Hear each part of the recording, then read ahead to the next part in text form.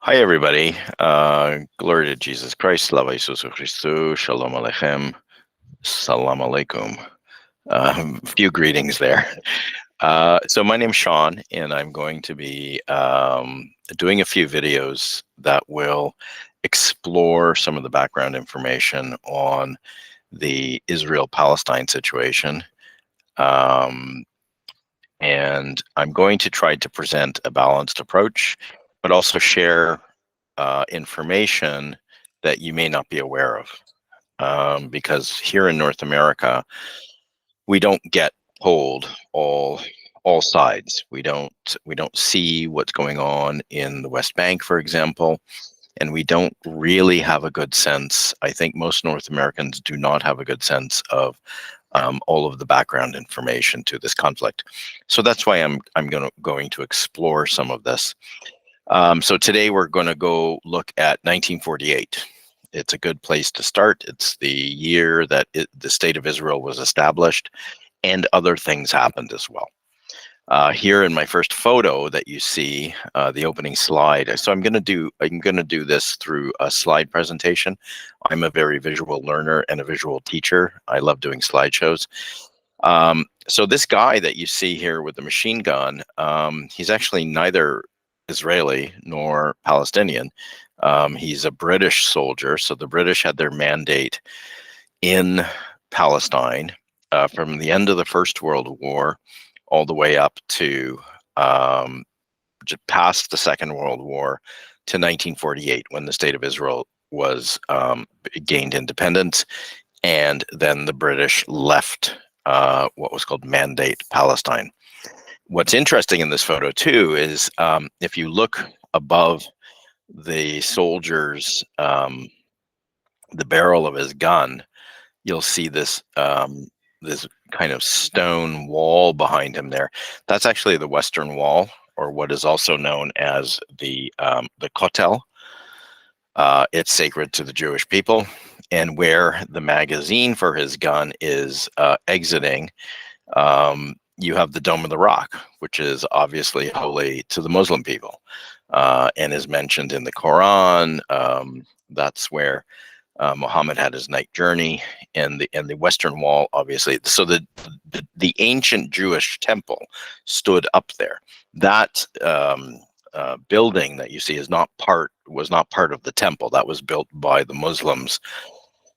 I think in the 10th century, 9th or 10th century, I believe. I may be wrong on the date, but it's a very old building, and this place is sacred to the Muslims, and it's sacred to the Jews as well. So it's a good place to start with this photo, but also showing it within a historical context with the British there as well. Okay, so we are going to just say a little prayer for peace. I do support the cause of peace, and I hope that most of you do as well. Lord, please heal the peoples of Israel and Palestine, from the leaders to the children and all the creatures. We've seen a lot of animals being hurt and displaced in this conflict. And may we see peace break out soon across the region, from Gaza to Tel Aviv and Jerusalem and the West Bank and Lebanon and all over. Salam, peace, shalom. Okay, so we're going to begin, like I said, we're focusing today on 1948, and we're going to begin really telling the Jewish side of the story, the Israeli side of the story, and what 1948 meant for them. Okay, so we're going to begin with. Yes, I want to stay. We're going to begin with the Israeli side, and then we'll flip over and we'll look at the Palestinian side. Okay.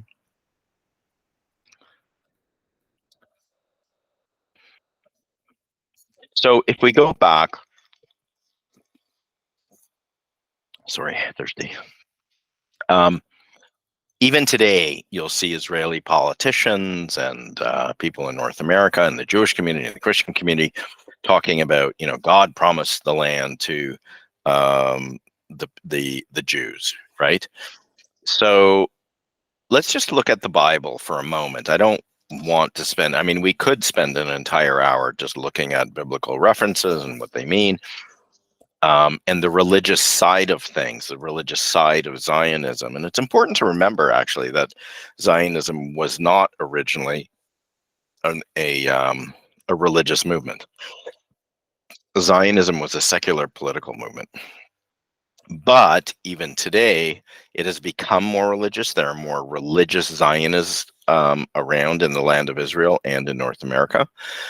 And they do point to the Bible as a reference point for the legitimacy of Jews on the land. So let's see what it says there. This is from Genesis. The Lord said to Abram, after Lot had separated from him, lift up your eyes and look from the place where you are northward and southward and eastward and westward. For all the land which you see, I will give to you and to your descendants forever. And that's right in the first book of the Bible. It's in Genesis. So there definitely seems to be a promise to Abram, and he's still Abram, not Abraham, for all the land which you see, I will give to you and your descendants forever.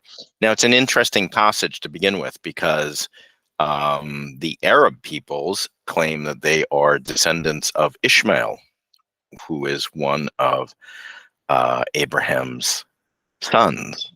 So what does this promise really mean, right? You know, he doesn't say to the Jews, right? He's saying to your descendants. And the Arab peoples claim that Abraham is their father. Okay, let's go to the book of Deuteronomy. The Lord will command the blessing upon you in your barns and in all that you undertake, and he will bless you in the land which the Lord God gives you, which is the land of Israel. And the Lord will make you abound in prosperity, in the fruit of your body, and in the fruit of your cattle, and in the fruit of your ground, within the land which the Lord swore to your fathers to give you. So Deuteronomy is referencing back to the Abrahamic promise. And I think it's important to remember, though, that the Deuteronomical promise of the land to the Jewish people is not an absolute promise. Yes, it is here, but we need to remember that there are conditions that God places on this promise. And if those conditions are not met, then the Lord can take the land away from the Jewish people. In the beginning of the reign of Jehoiakim, so we're reading further passages in the Bible, and this one, actually, I didn't put the source. It's from one of the prophets of the Old Testament.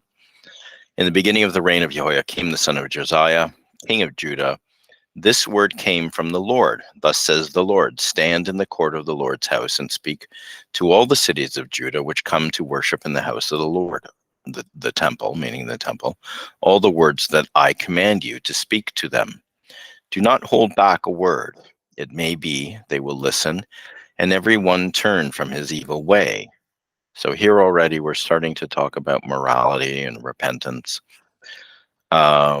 That I may repent of the evil which I intend to do to them because of their evil doings. So the Lord is actually saying he's about to unleash his wrath on the people of Israel. You shall say to them, thus says the Lord, if you will not listen to me to walk in my law, so here he's placing the condition, which is following the law, which I have set before you, and to heed the words of my servants, the prophets whom I send to you urgently, though you have not heeded, then I will make his house like Shiloh, and I will make this city a curse for all the nations of the earth. So the Lord is actually saying, if you do not repent, if you do not follow the commandments, and interestingly, he also adds a third condition, to listen to the prophets, then he will bring his devastation upon the people and the land of Israel. Again, I'll go back to a point that I made before that I may repeat throughout this presentation. Zionism is not a religious movement. It has become religious over the last few decades, maybe the last 5 decades. But originally in the late 19th century, early 20th century, Zionist was a secular political movement. It was not a religious movement. Okay, so the condition that is found here in the Bible, that you must listen to the prophet. There was no prophet that arose in Israel in the 19th century and said, the Lord is telling us to go back to the land of Israel. Okay, so it was a secular movement. The main point I wanted to make in this biblical passage is that Israel's the Jewish people's inheritance of the land of Israel is dependent upon their own sanctification and their own following of biblical law. Now, there are some extremists in the Israeli government today, Itamar Ben-Gvir and Bezalel Smotrich in particular, who are Orthodox Jews, and they will claim that they are following God's law. I don't have time to get into that whole story right now. Are they or are they not? I don't think they are. I think that what has happened is a kind of bastardization of Judaism, and it's being hijacked by Jewish idolaters who are worshiping the land. They're not worshiping God, they're worshiping the land, and they've turned the land of Israel into a false idol. Regardless of that, again, the main point here, the promise that the Jewish people will have the land of Israel is not an absolute promise. It's not like God saying, here, I'm giving it to you once and for all forever. We know that historically, God has taken the Jews out of the land of Israel because of their immoral behavior. Here's from the prophet Micah of Moreshet, prophesied in the days of Hezekiah, king of Judah, and said to all the people of Judah, thus says the Lord of hosts, Zion shall be plowed as a field. Jerusalem shall become a heap of ruins, and the mountain of the house a wooded height. So, again, more biblical references that the Lord's going to come in and really bring devastation to the Jewish people on their land. Next slide, please. Okay. And I mentioned this destruction that came upon the people of Israel. So it happened twice before historically. We can say approximately that that Solomon and David, that original Jewish kingdom, Israelite kingdom, the kingdom of Judea, rose maybe 1,000 years before Christ. And Solomon built his temple maybe 900, 800. And then, because of sinfulness, the Lord brought in foreign nations. They attacked Israel. They destroyed the temple, and the Jews were dispersed amongst the nations. They were taken to the east, to Persia. And then the Persian king Darius allowed the Jews to come back to the land of Israel.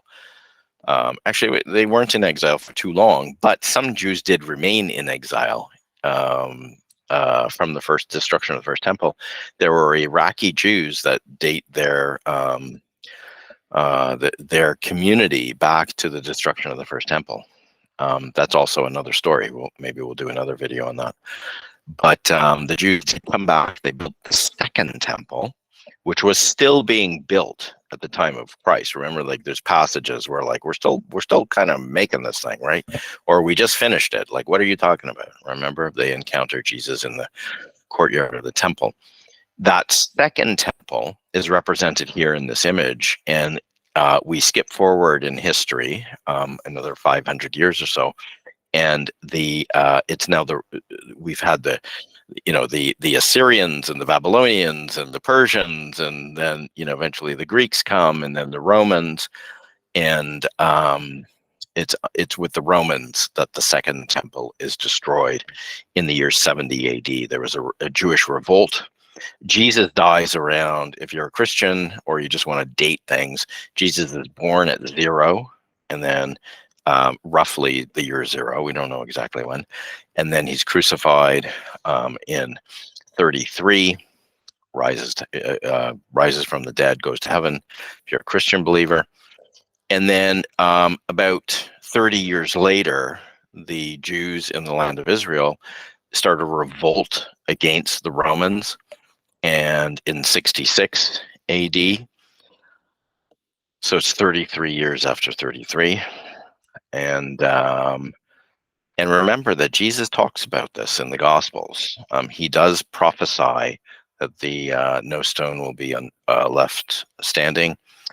Here's the passage from, I think it's from Matthew. And as he came out of the temple, one of the disciples said to him, "Look, teacher, what wonderful stones and what wonderful buildings." And Jesus said to him, "Do you see these great buildings? There will not be left here one stone upon another that will not be thrown down." And of course, in this rendition that we see, this visual rendition, the Romans are now attacking the old city of Jerusalem, and they are going to destroy the temple. And again, the Jews will be dispersed amongst the nations for the next roughly 2,000 years. So we're going back into this history, both to show that the Jews being on the land is conditional according to God's promise, but it's also something that is leading into the historical story of the last 2,000 years. So once the Romans destroy the temple in 70 AD, the Jews remained in exile for nearly 2,000 years. Most of that period of exile was characterized by suffering, homelessness, and persecution. The history of persecution has led to a narrative victimization and as a dominant theme in Jewish identity. Now, we should say that the Jews who are experiencing a lot of anti-Semitism, the Jews who are experiencing this persecution and these pogroms are European Jews.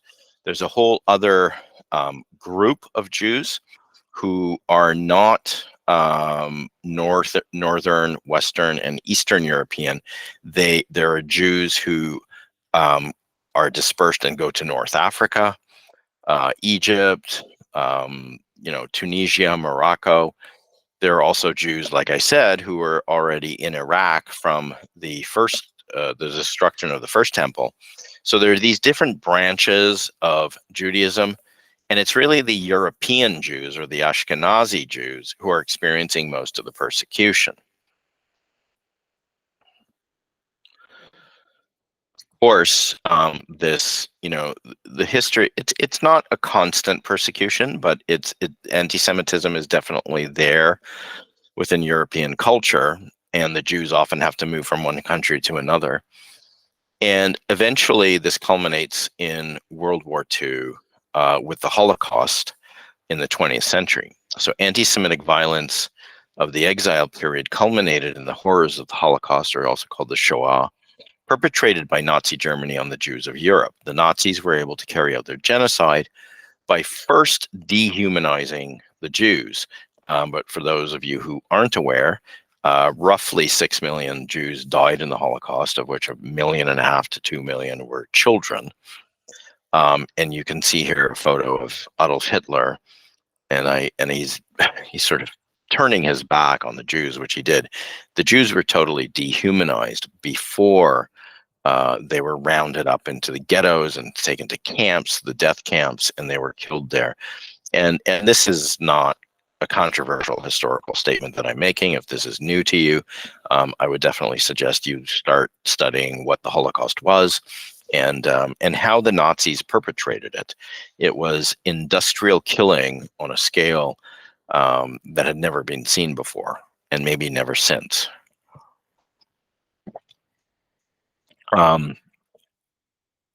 There's definitely other genocides that have happened. For example, the Ukrainian Holodomor, and maybe, we don't know the exact numbers of the Holodomor, but it was death by starvation. One of the things that makes the Holocaust so unique is that the Nazis built these death camps. There were railroads that took the Jews there. They used Zyklon B gas. There were, it was extermination camps. So that's definitely one of the things that makes the Holocaust unique. And I'm not trying to detract at all from other genocides that have occurred. So we talk about the dehumanization process of the Jews, and you can see different various.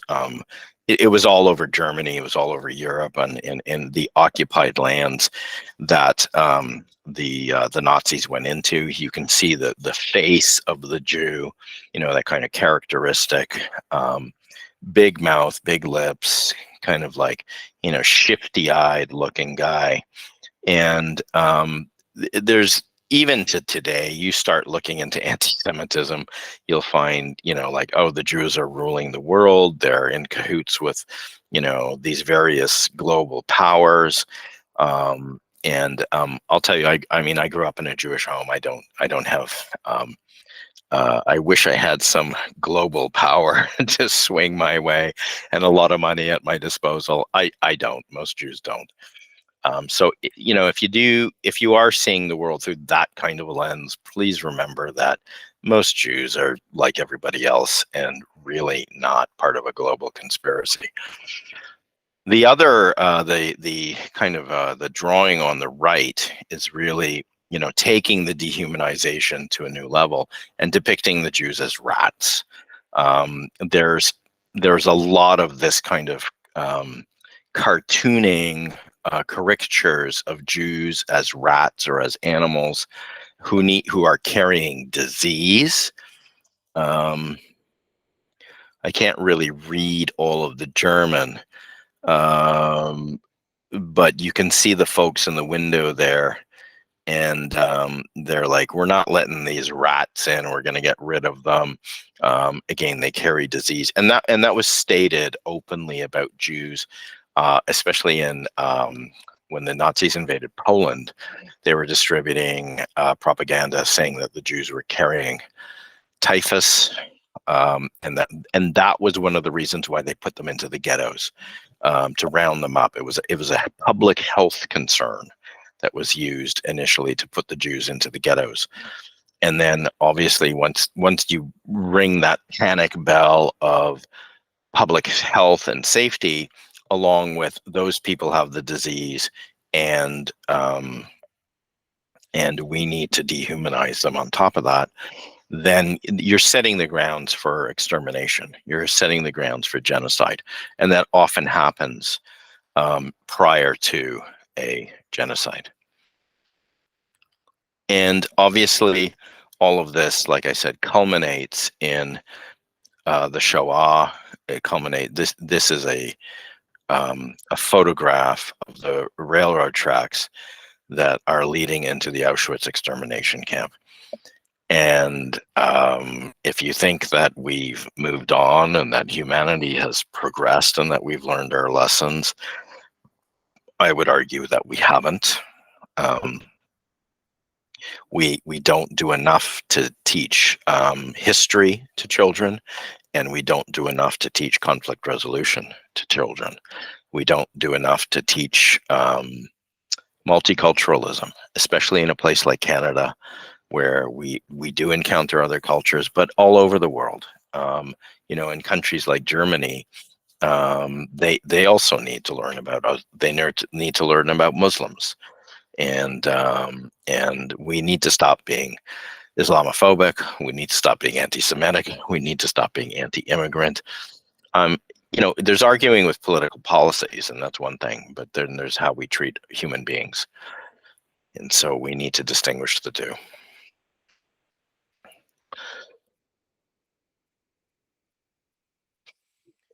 So I think we're going to turn now to talking about where Zionism came from.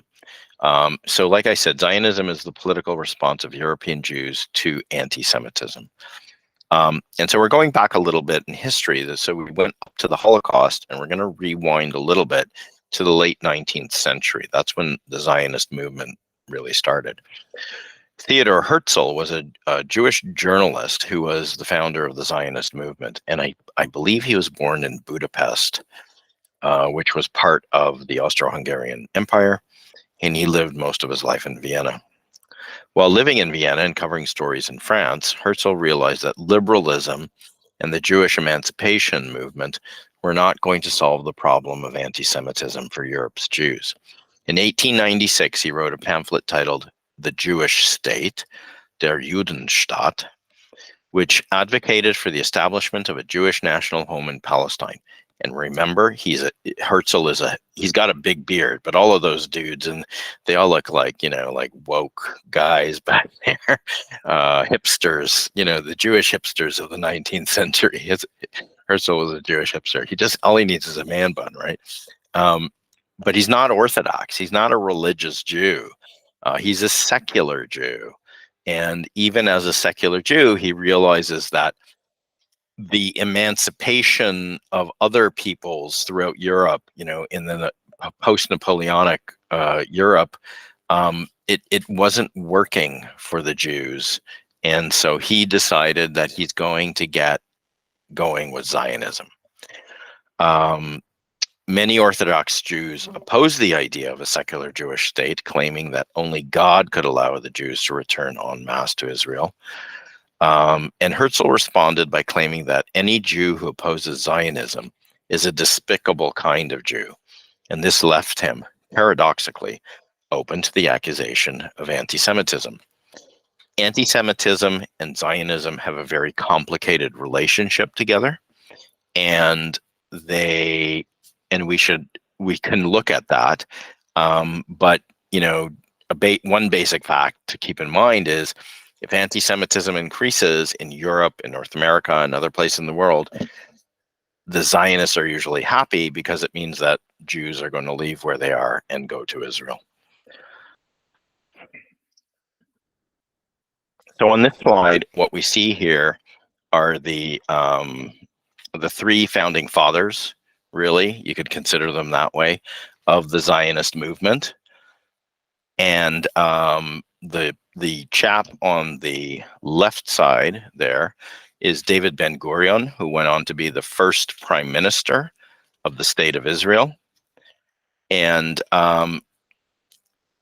Ben-Gurion was a European Jew. I believe he was Polish. I think he was Polish. And he's on the left. He's a socialist. He's not just on the left in terms of the order of the photos, but he represents the labor socialist left wing of Zionism. By the time, he's the first prime minister in 1948, but he had become the leader of the Zionist movement for several years. Herzl died kind of early on in the Zionist movement, but he represented the center politically. He wasn't quite a socialist, but he wasn't totally in favor of a capitalist system. He wanted some kind of combination of the two, which is kind of what you have in Israel now.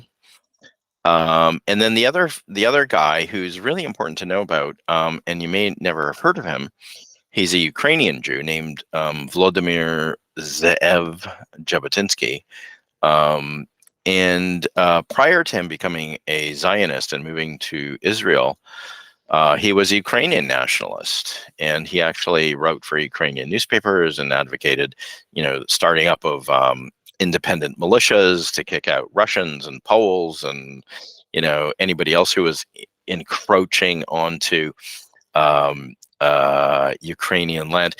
There were Jewish Cossacks in history, so maybe Jabotinsky could be seen in that light prior to him becoming a right wing. He represents the right wing of the Zionist movement, and he came to Israel and he really started talking about the greater state of Israel, and he represents that stream of Zionism that wants to expand its boundaries.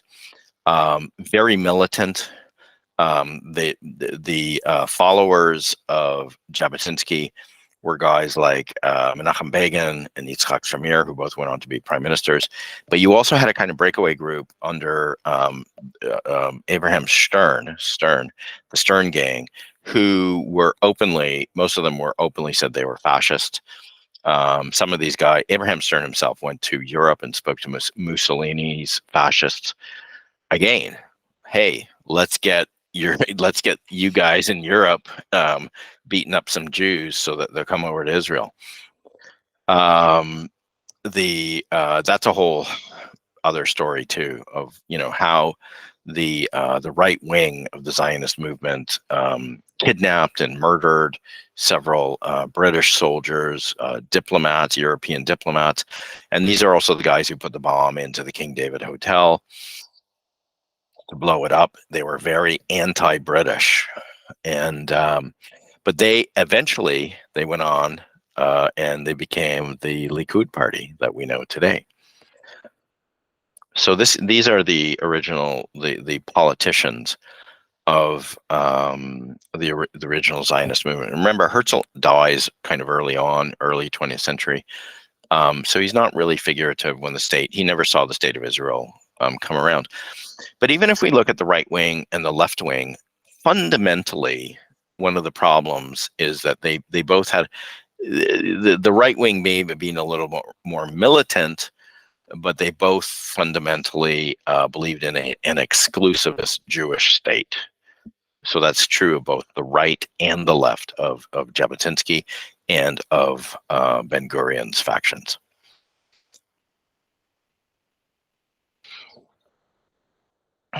There was another faction, and we should probably talk about them at some point, and it was Martin, the famous German philosopher Martin Buber, who moved to Israel in the 30s because of Nazism.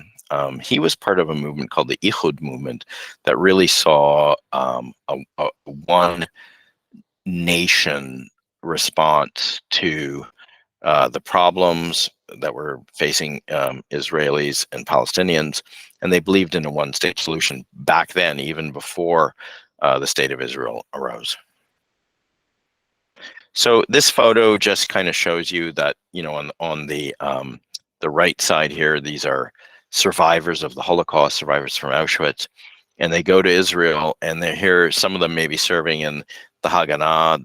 The photo on the left is of Haganah fighters and one of their last battles of the War of Independence, and they're raising the flag over the southern Israeli city of Eilat.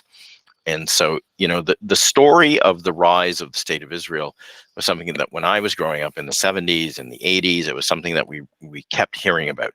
And there was this kind of, symbiotic relationship between the Holocaust and the rise of the state of Israel. It was like the Jewish people, 6 million dead, and then rising from the ashes of Auschwitz to establish the state of Israel. It's almost a Hollywood story, the way it is, and actually it is a Hollywood story. I mean, you've got movies, that famous movie Exodus, in the book, based on the book by Leon Uris, tells this story of these Jews who were coming to the Promised Land to find a home, to find a safe refuge from anti-Semitism that had been raging for 2,000 years and culminating in the Holocaust. And now, obviously, the Jews have found their homeland in the land of Israel. So I also want to point out that part of the Zionist narrative in 1948 is what happened to the Palestinians. So if you're watching the news now and you watch the bombings going on in Gaza, you'll see that there are refugee camps in Gaza. Well, who are these refugees? Who are the people who are in the Jabalia refugee camp? And there are other refugee camps on the West Bank, and there are refugee camps, Palestinian refugee camps in Syria, I believe, and also in Lebanon and Jordan too, I think. So the refugees that we're seeing today in these various places are refugees from 1948. So here is where the story gets a little tricky. And I can remember when I was growing up that the narrative we were told was that the Palestinians left of their own accord. So in 1948, the creation of the State of Israel, Palestinian refugees left their homes en masse at the behest of the Arab League. In other words, all the Arab armies, Jordan and Egypt and Syria and Iraq and Lebanon, kind of all said to the Palestinians, hey, guys, get out of there. We're coming in. We're going to beat the Israelis, and then you can go back to your homes. That was the story. And I can remember hearing it. I literally remember hearing this. And according to the State of Israel, no Israeli soldiers forced them out. This has always been the official Israeli government version of events, I think, even till this day. So that's the Jewish version of events that I learned growing up, again, as a child in the 70s and the 80s, and I grew up in a Jewish home, went to a Jewish day school, and this was really the narrative that we heard. Anti-Semitism leading to the Holocaust, and this is why we need the State of Israel, right, to stop Jews being killed all over the world, which is true. And there is still anti-Semitism in the world today, and there are anti-Semites in the world today. And Israel does offer a home to Jews. So any Jew can get on an airplane, fly to Israel, get off, and sort of demand immediate citizenship. That's part of the law of return, that Israel does see itself as a refuge for Jews from all over the world. Now, if you're a Palestinian, or if you are pro-Palestinian, or if you're maybe more aware of the broader context of the historical events, you might say, okay, well, but there's more to the story. And so we're going to explore the more to the story. And so what we just did was we looked at, 1948 from a Jewish Israeli perspective. We're going to look at 1948 now from the Palestinian perspective. So here's the same guy, and I love this photo because there's so much etched on this man's face. Not just the lines, but the concern, there's a sadness about him, right? And perhaps that sadness has to do with this word that Palestinians use called the Nakba. And so when the Jewish community in North America and Europe and Israel, when Israelis look back to 1948, it's about raising that flag, and it's about saying, hey, we're safe, we have a home. But the same event in 1948, and now we're talking about the Palestinians leaving, right? So here's this chap. We looked at what the Israelis say about Palestinian refugees. What do Palestinians say about the refugees? So when there were 750,000 Palestinians who left their homes, I'm saying here in May, but that's not historically correct. So they started leaving. The State of Israel gained independence on May 15th, 1948. That's when the UN took a vote. But Palestinians started leaving their homes in April, and even earlier, in late 1947. In December 1947, there were Palestinians leaving their homes. And so this event of those 750,000 Palestinians leaving Israel is seen very differently by the Palestinian community than it is by the Israeli Jewish community. The word Nakba means disaster or catastrophe in Arabic. According to the Palestinian historians, the State of Israel forced, and it's not just Palestinian historians, it's also Israeli historians, the State of Israel, which at first it was the Haganah, these militias, that you had the left-wing militias of the Haganah, the right-wing militias of the Irgun, the Lehi. The State of Israel forced Palestinians from their homes through intimidation, harassment, rape, and threats of violence that culminated at times, not everywhere, but at times, in killings and massacres. So whoa, these are two very different narratives that we have. And I just want to pause for a moment to take that in. On the one hand, survival from Auschwitz, we have a homeland, but now we're hearing that there's this collective trauma happening to the Palestinians. Collective trauma on both sides. So there's now two versions of the same event. We have two versions of what went on in 1948. Who's right? Right? So the crux of the matter is, did the Arab Legion tell the Palestinians to leave, and Israel just sort of said, okay, we're not doing anything, they left on their own? Or is it the Israelis are going into villages with weapons and forcing people out? And sometimes it doesn't end nicely, and some of these Palestinians are being killed. So the Israelis claim that Palestinians left on their own accord at the behest of the Arab League. There were no atrocities that were committed, and the Israeli army never committed any crimes in 1948. Sort of the Israeli side, the Israeli version. Claims of crimes and forced evictions are the inventions of the enemies of Israel. And that's still what we hear today from the state of Israel, from the Zionist faction, and also from Jews in North America. That all of these claims that people are being killed and women being raped, it's all nonsense. It didn't happen. On the Palestinian side,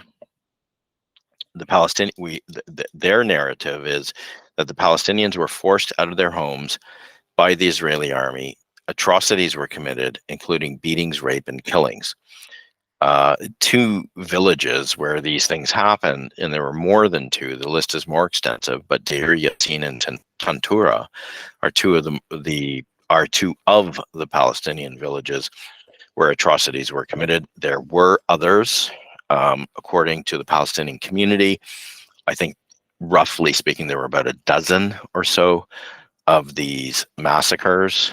I think in both of these cases, you're talking about a few hundred people being killed in each of these villages. I'm not sure what the total number of casualties that the Palestinians claim. It might be a few thousand. It's not the 6 million of the Holocaust. The Jewish state did not set up death camps and exterminate Palestinians the way Jews were exterminated in the Holocaust.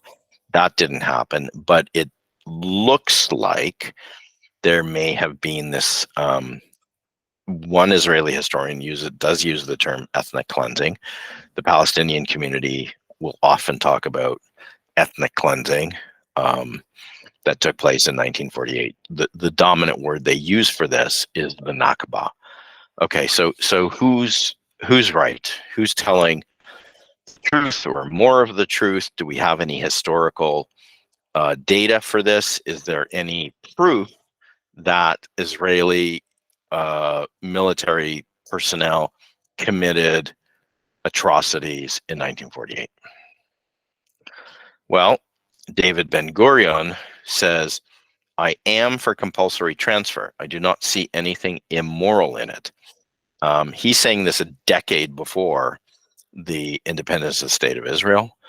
He spoke and he said these words to the Jewish Agency executive in June of 1938. So this doesn't mean that those atrocities were committed, but Ben-Gurion, the first prime minister of the State of Israel, doesn't have a problem with it. Okay, so that's important to keep in note.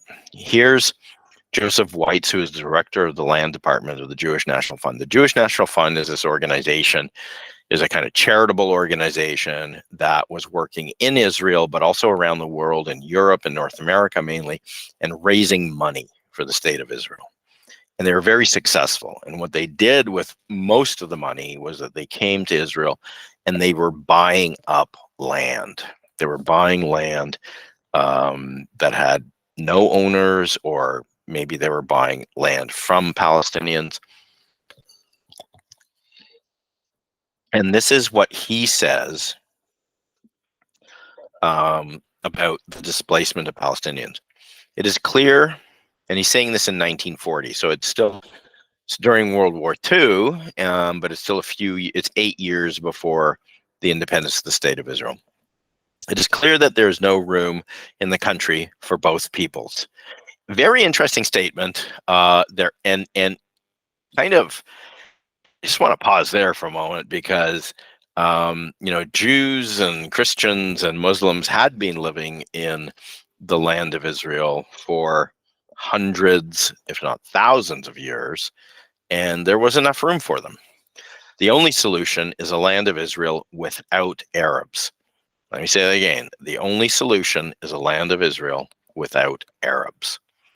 The only way to accomplish this is to transfer the Arabs from here to neighboring countries, all of them, except perhaps Bethlehem, Nazareth, and Old Jerusalem. Not a single village or a single tribe must be left. So this is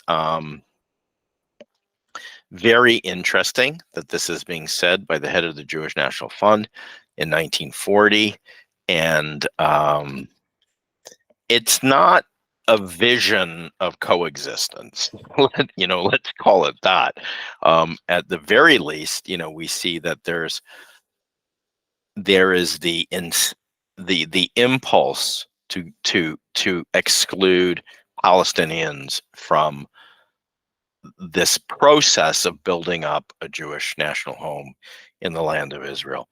And I think it's really important for us to, if you are Jewish, if you're North American, if you're Israeli, it's really important to hear this, that the Jewish leadership in the pre-independence phase were thinking about getting rid of all the Palestinians.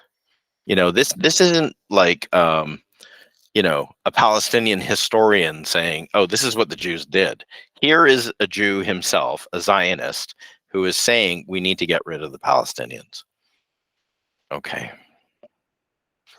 In more modern times, this is Prime Minister Ariel Sharon he was a Likud Prime Minister, very right-wing guy. He was a war hero, one of the war heroes of 1967, down in the south in the Sinai. Took the Sinai basically from the Egyptians, and then went on to be a very right-wing Prime Minister of Israel.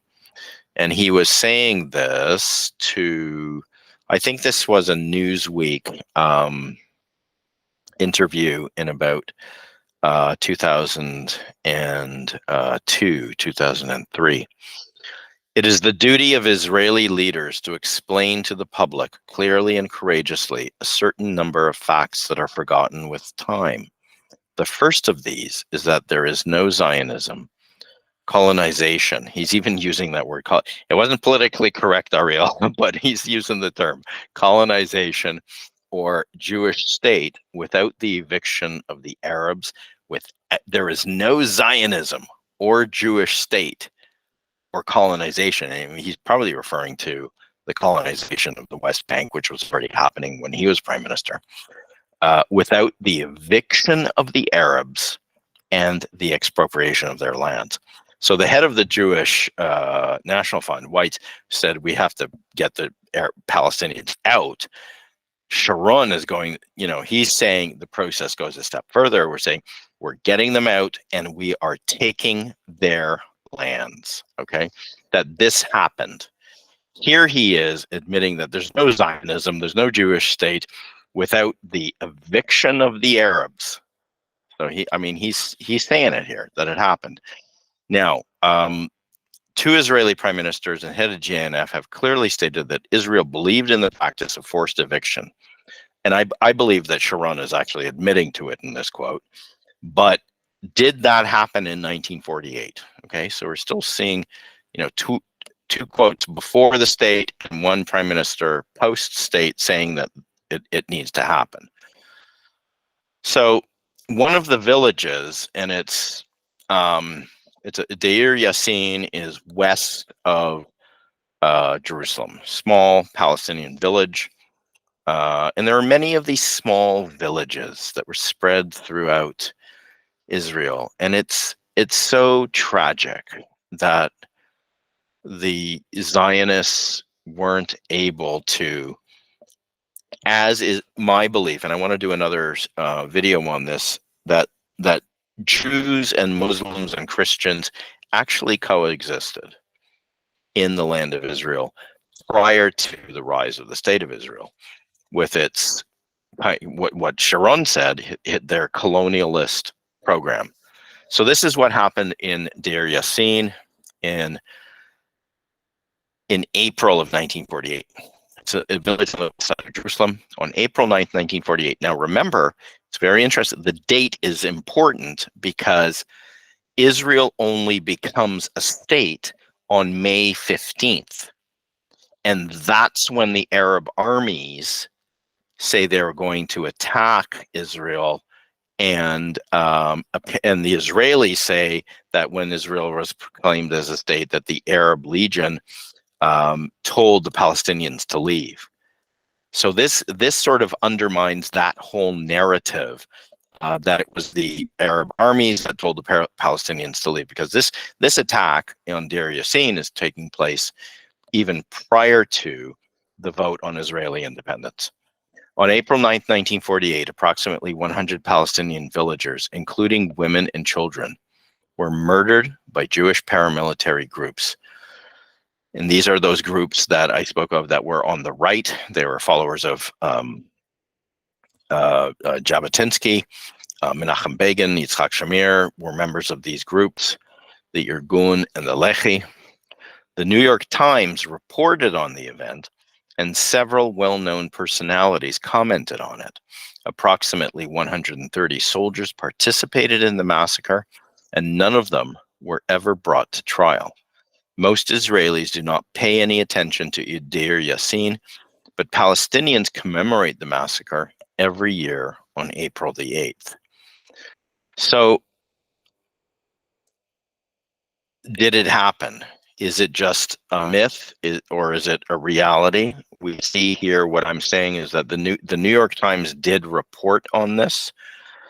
And here's a quote from Ben-Zion Cohen, who was one of the officers there.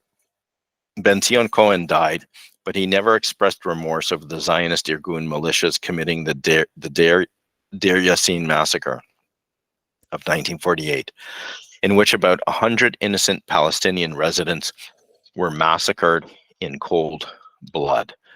So the story goes that they surrounded this village. So these guys were Irgun and Lehi. The Haganah was more the left, the labor. You might think, oh, those labor guys, they're a bunch of lefties. They're not going to get involved in it. They were as well. There were some of the Lod massacre was perpetrated actually by Yitzhak Rabin and his unit, because he was in control of the operations. He was operations commander for the Haganah in 1948, and he was told to evacuate Lod and Ramlah. So the Irgun and Lehi guys were on the right. They were a little bit more vicious in their attacks, but it happened across the board. So Ben-Zion Cohen says, if there had been another 3 or 4 or more Deir Yassin massacres at the time, not a single Arab would have remained in the country. What do you think all those Palestinian refugees in Lebanon and Jordan and Syria are from? Right? So he's saying this is where they're from. We kicked them out of the country. There is one Jew who can say that it was because of him I was the commander at Deir Yassin. And so this is Ben-Zion Cohen, and he made this kind of confession before he died. And there's really not a lot of controversy around Deir Yassin. Like I said, there were reporters from the New York Times who were there. There were physicians who came into the village afterwards, and we'll take a look at what they had to say as well. Now, it's interesting to point out, he's saying, oh, if we only had 3 or 4 more of these massacres. They had more. They had more than 3 or 4 of the massacres. but still 750,000 Palestinians left the villages. And this was the program that these units, these paramilitary units, were starting in late 1947. They were going into and clearing out these Palestinian villages. It wasn't just the villages, it was the major urban centers as well. It happened in Haifa. It happened in West Jerusalem. A lot of the neighborhoods like Katamon in West Jerusalem, they were Arab parts of town, right? Those were Arab. West Jerusalem was Arab, was predominantly Arab prior to 1948, and a lot of those people were kicked out of their homes.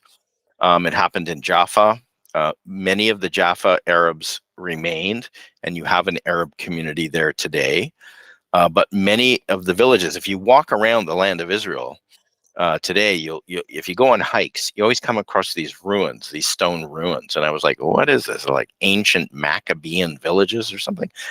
And no, they're Palestinian villages. And those are the remains of Palestinian villages.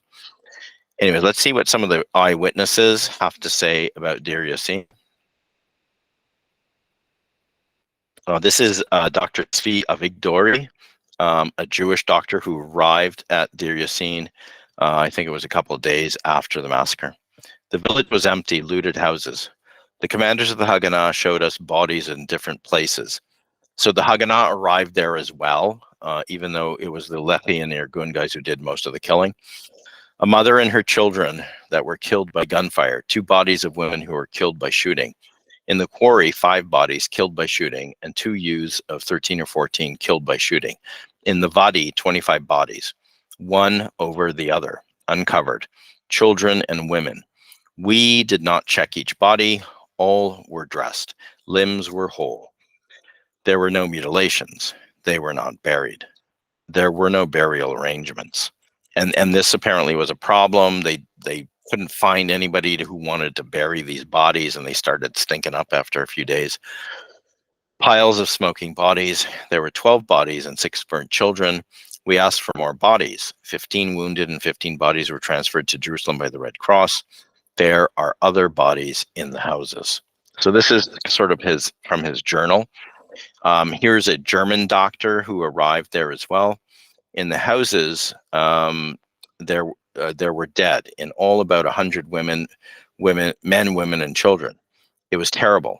I did not see signs of mutilation or rape. It was clear that they had gone from house to house and shot the people at close range. I was a doctor in the German army for 5 years in World War I, but I had not seen such a horrifying spectacle. Dr. Alfred Engel. And so both of these quotes are taken from Uri Milstein's book, History of Israel's War of Independence, 1991. The massacre at Deir Yassin is pretty well documented. This is not some conspiracy theory that I'm latching onto here. All historians, I believe, on both sides. I haven't come across anybody who said, no, it never happened. The state of Israel has never acknowledged officially that it happened, but actually now, in 2023, during the Gaza war, actually just prior to the Gaza war starting, a Likud member of Knesset said, we're going to go in there and we're going to make the first Nakba look like nothing. We're going to make this Nakba is going to be even worse. So he was referencing the Nakba, even though his political party has never acknowledged that there was a Nakba. So it's the politicians who kind of deny that it happened. Now here's Albert Einstein on the Deir Yassin massacre. So I mentioned that the New York Times sent reporters there. They covered the event. Einstein, who was asked to be, I think, president of the state of Israel at one point. I think Ben Gurion went to the States to ask him to be president, second president after Chaim Weizmann died. I think that was the story. But Einstein wasn't going for it, and you'll get a sense of why. And this is what Einstein says in a letter he wrote after the Deir Yassin massacre. The Irgun, led by Menachem Begin, is a political party closely akin in its organization, methods, and political philosophy and social appeal to the Nazi and fascist parties. It is inconceivable that those who oppose fascism throughout the world, if correctly informed as to Mr. Begin's political record and perspectives, could add their names and support to the movement he represents. The Jewish terrorists, far from being ashamed of their act, were proud of this massacre, publicized it widely. The Deir Yassin incident exemplifies the character and action of the Freedom or Irgun Party. They are an admixture of ultra-nationalism, religious mysticism, and racial superiority, and that it bore the unmistakable stamp of a fascist party for whom terrorism against Jews, Arabs, and British alike, and misrepresentation are means, and a leader state is the goal. So here are Einstein's quite harsh words directed not even so much at the events of the massacre, but really more at the political ideology that carried it out. Now, I would say that Einstein is attacking Menachem Begin and these right-wing Jewish militias from Jabotinsky, the Lehi, the Irgun, that morphed into the Likud party. But let's remember, and maybe Einstein wasn't aware of this, that those left, the labor militias under Ben Gurion and Yitzhak Rabin also committed their massacres at Lod, at Ramleh. And so we shouldn't think that the labor left was somehow innocent and it was just these right-wing guys who did it. It was all of them.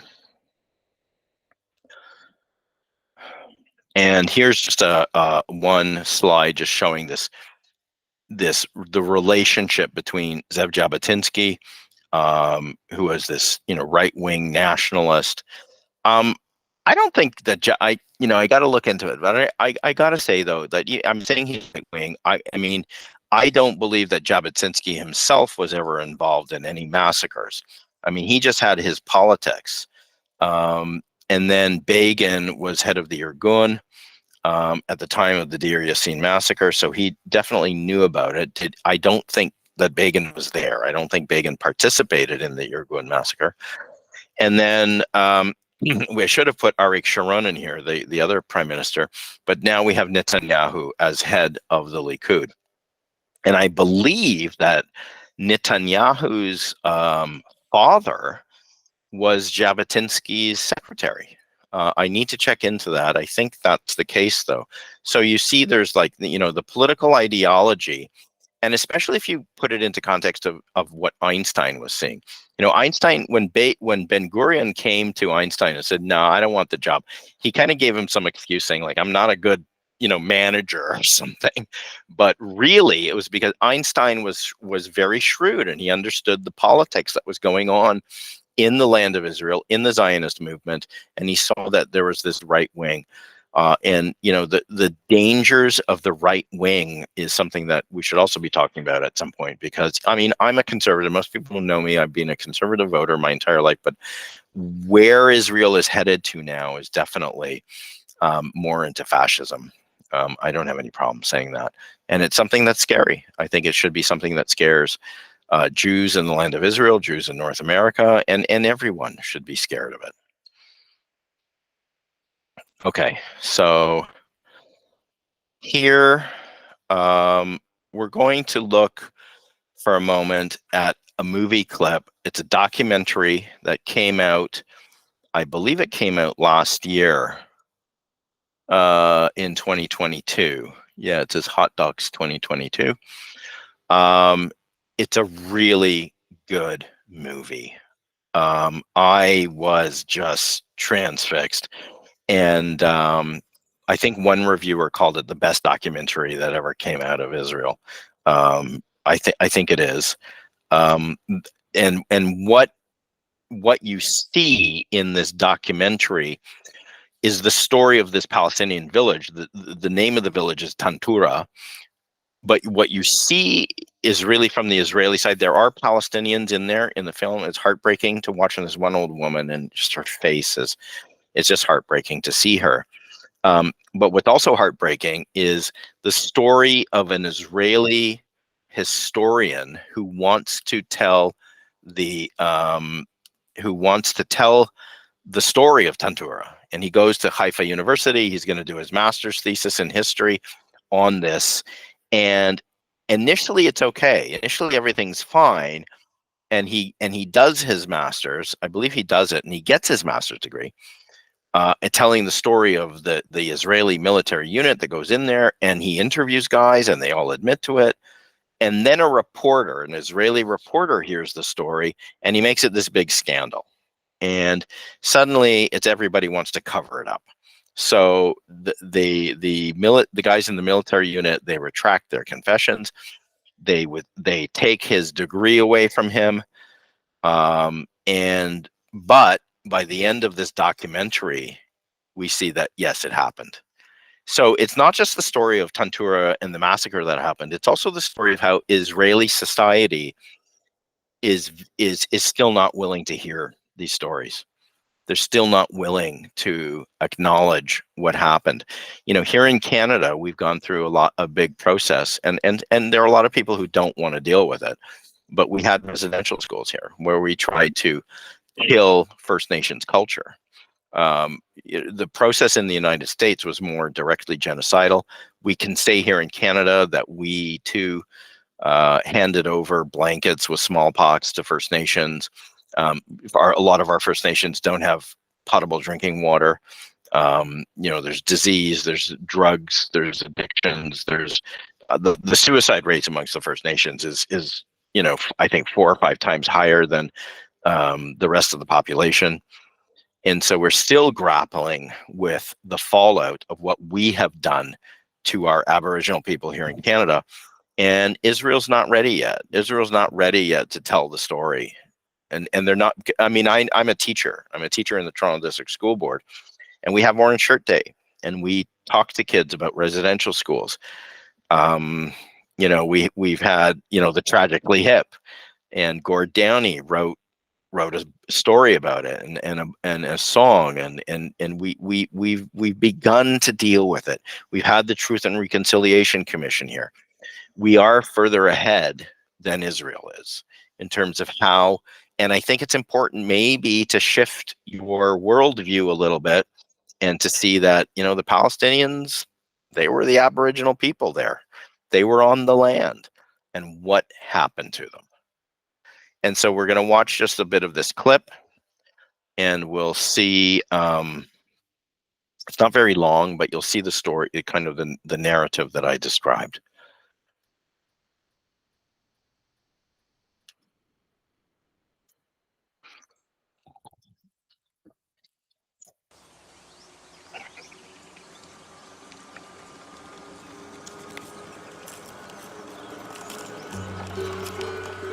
קוראים לי טדי קץ, היו לי כמה אירועים מוחיים, אני לא בטוח שאני זוכר את הכל.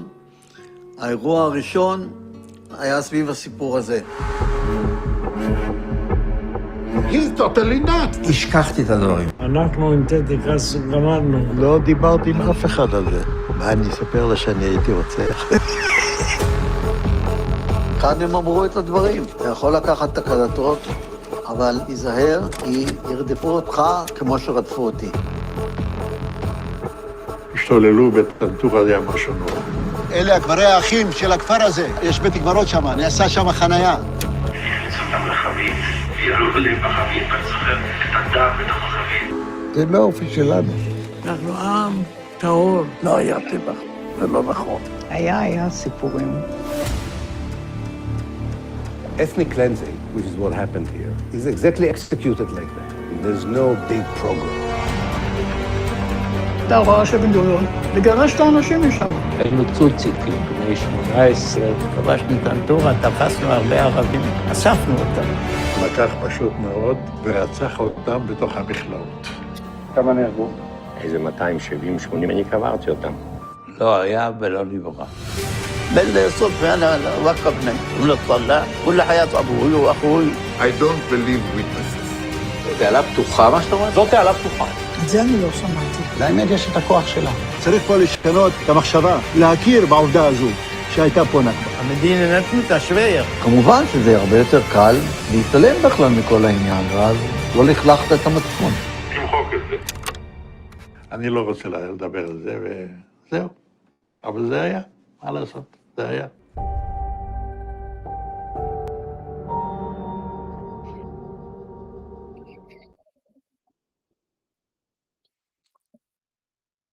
So the final quote was one of the guys who served in the unit, and he says in Hebrew, "I don't want to talk about it, but it happened." You know, that's the final quote, and that's where Israel is at. Don't want to talk about it, but it happened. And I don't think there can be peace in the Middle East until Israeli society starts to come to terms with this. And there's going to be a whole bunch of people who say, like, you have no right, and who cares? You need to do it. We're doing it here in Canada. We are. And there's uncomfortable moments along the way. And those of us who are friends of Israel and who love the state of Israel and the people of Israel, you just need to go watch this movie. Maybe this movie can be the start of that process.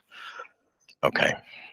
So I know we're just over an hour now. Let's just move on a little bit. All right. So I'm going to talk just briefly about some of the historians on the Israeli side. So these three guys, Ilan Pappé, Benny Morris, and Tom Segev, are the new historians. In the late 1980s, both the Israeli and British governments released documents pertaining to the period of the establishment of the State of Israel in 1948. A group of young Israeli historians looked into these documents and found historical data that challenged the dominant Israeli Jewish narrative. All three of them have acknowledged that there was there were killings, that the army did push people out. Tom Segev and Benny Morris kind of came back into the camp of Israel, right? Ilan Pappé went further, and you can even see by the title of his book, the title of Ilan Pappé's book is The Ethnic Cleansing of Palestine. So he really went the furthest in terms of what is going on. Okay.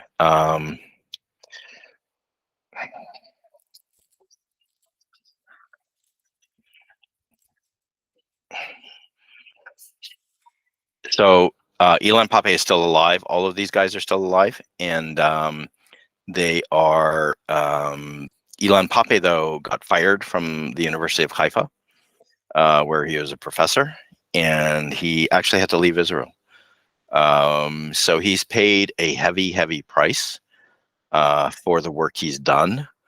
I've seen a lot of personal attacks against him, but I've never seen anybody who's come out and said the work you have done is wrong. Here is where you went wrong. There are people who say that his historical process is off, is bad, is wrong, but I don't think anybody's actually disproven anything that he's saying. I have that book, The Ethnic Cleansing of Palestine. It's a hard title, but basically he shows that there was a plan, and it was called Plan Dalet, or that's in Hebrew, Plan D. And it was to have all of the Haganah, Palmach, Irgun, Lehi, all of these paramilitary units to go through the land of Israel, starting in December of 1947, and with weapons going into the villages and saying to Palestinians, Yalla, Tzumikan, get out of here. And in those cases where the Palestinians refused to leave, that's when the shooting began, or blowing up of homes, or there were rapes. There were recorded rapes that occurred, and so it's an ugly side. It's an ugly side to Israeli history. And I would suggest that if you can get a hold of that book, or any of these books, or any of the books that were written, there's a number. Tom Segev has another book on Palestine in 1948, I think. So all of them have written around that time period, because they were the guys who explored these papers that came out.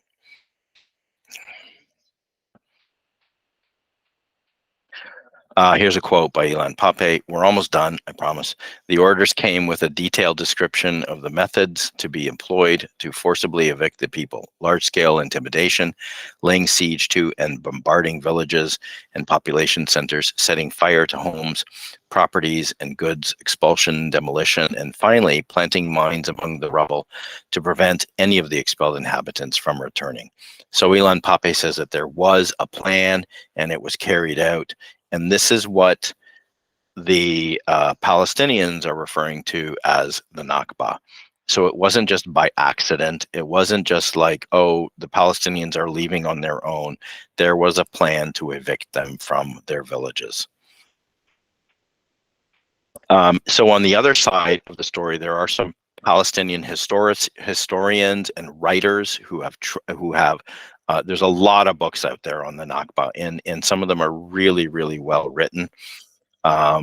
Edward Said and Rashid Khalidi are the two authors that I've read, and you can find them on YouTube. I think they're both still alive. Rashid Khalidi is definitely alive. I think Edward Said is still alive too. I don't know. I might be wrong about that. But you can find talks of both of them on the internet.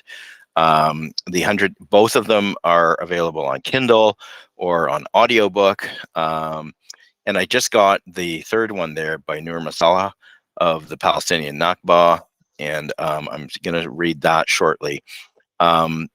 There's other books there, and there's other books that deal it. There's the historical narratives that Edward Said and Rashid Khalidi explore, but there's also I'd say like cultural history, and I think that that's like really important as well to understand that the Palestinians are people, right? We still see it today. There are people in the Jewish. I have friends in who are Jews in North America, and they're like, "There's no such thing as Palestinians," blah blah blah blah blah, right? Like, monkeying Golda Meir's comment from 1969. The Palestinian people don't exist. The Palestinian people do exist, and here's a bunch of them. Like they even write books. It's amazing. It's amazing what these Palestinians can do when you give them a little space. So Palestinian historians were also writing historical books that were challenging the dominant Israeli Zionist narrative. And I'm going to mention the book down. You're probably all looking at what's this Holocaust in the Nakba book?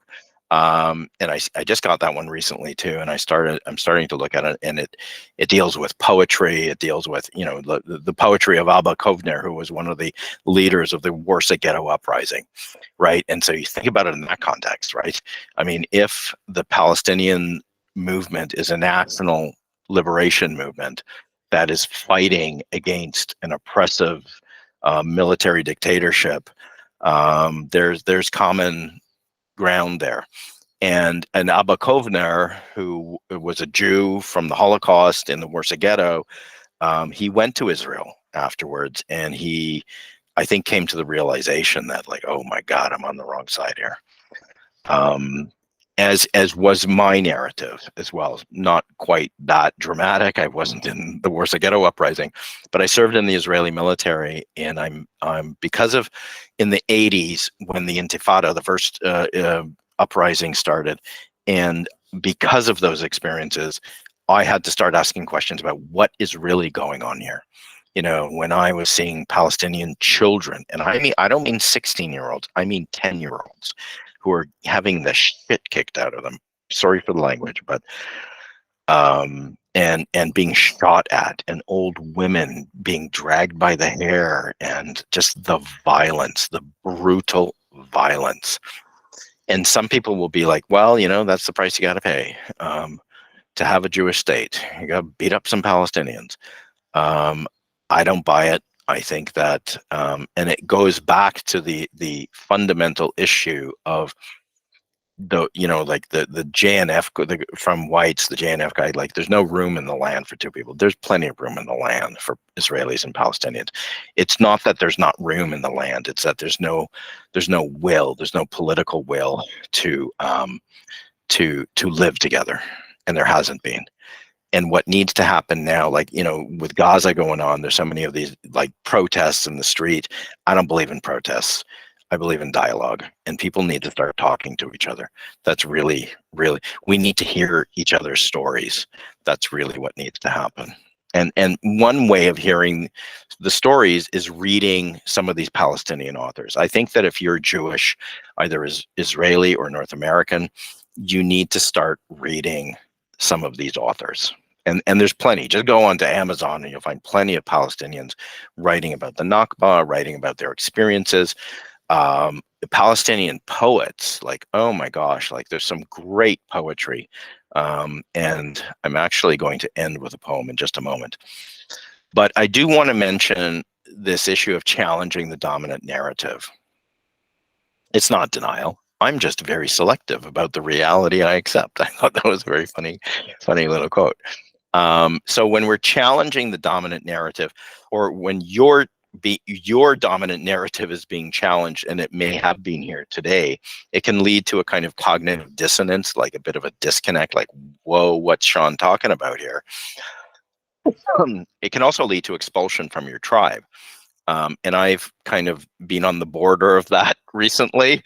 My tribe was not too happy when I started talking about this stuff. But we're still, the glue is still sticking us together, right? But in some families it's not. And Ilan-Pappé, he was expelled from his tribe. There can be social, economic, psychological fallout from challenging the dominant narrative. On the other hand, not allowing for the possibility of new information into our worldview can also lead to conflict with others when we're in constant denial. When the Jewish community in North America constantly says that Palestinians are being shot by the IDF because of terrorism threats, well, no, that's not the whole story. They're being brutally repressed and controlled by Israel because Israel doesn't want to grant them citizenship or grant them basic human rights. Israelis and Jews who accept the truth of the new historians and the Nakba often pay a high price. Teddy Katz and Ilan-Pappé are two such individuals, two such people. So here's a poem by Mahmoud Darwish, and I've been reading this guy's poetry, and I want to end with this to sort of leave it with a very human experience of telling a poem, speaking a poem, and you're going to hear him in this YouTube clip, and he's speaking in Arabic, but you'll see the English scrolling through. But it's like, these are people. They're people with a history. They're a proud people. And I'll say this, the few Palestinians that I've met in my life, they didn't hate Israel. If anything, they were scared and traumatized by Israel. They didn't hate Israelis. And if anything, through my conversations with them, they want to be there, and they want to be part of the story of Israel. They admire what the Jewish nation has built there, and they want to be a part of it.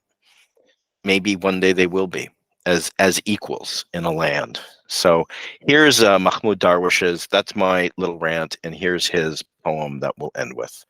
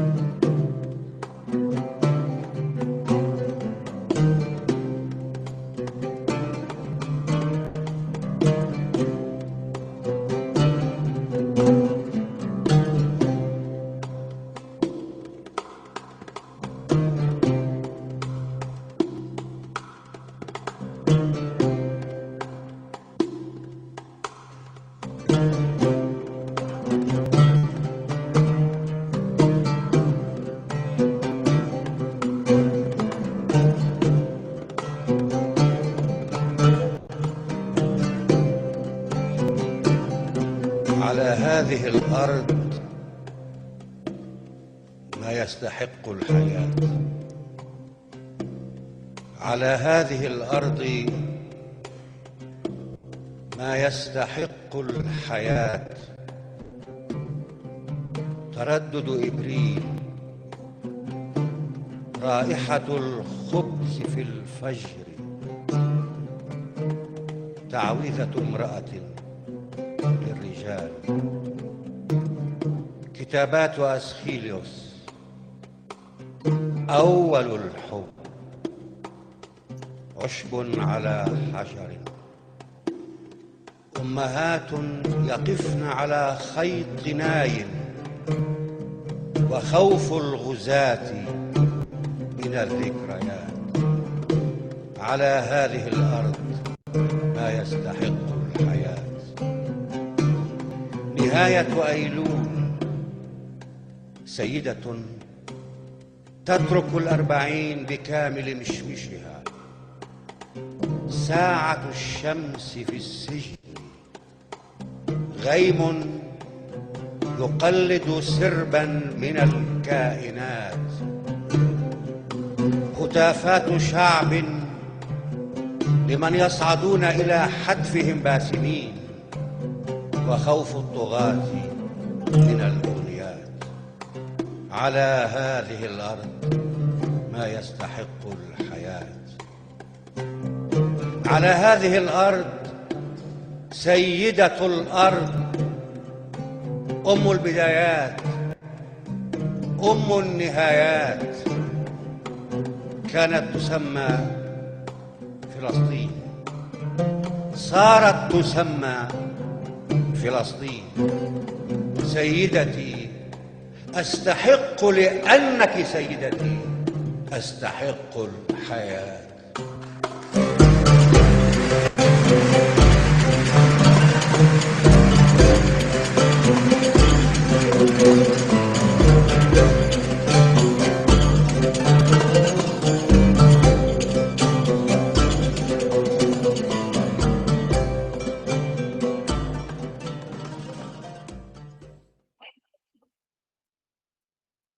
So thank you for coming out here today and listening to my little presentation. I will be doing more of these over the next few weeks. It's starting to play again. So before we get into the poem again, I'm going to say goodbye, and I hope you enjoyed this, and we'll see you guys soon. Maybe we'll listen to the music on the way out. The next video I'm going to make is probably going to be about 1967, but I will make a video about my own experiences in the Israeli army as well. Okay. Salam alaikum. Shalom lachem.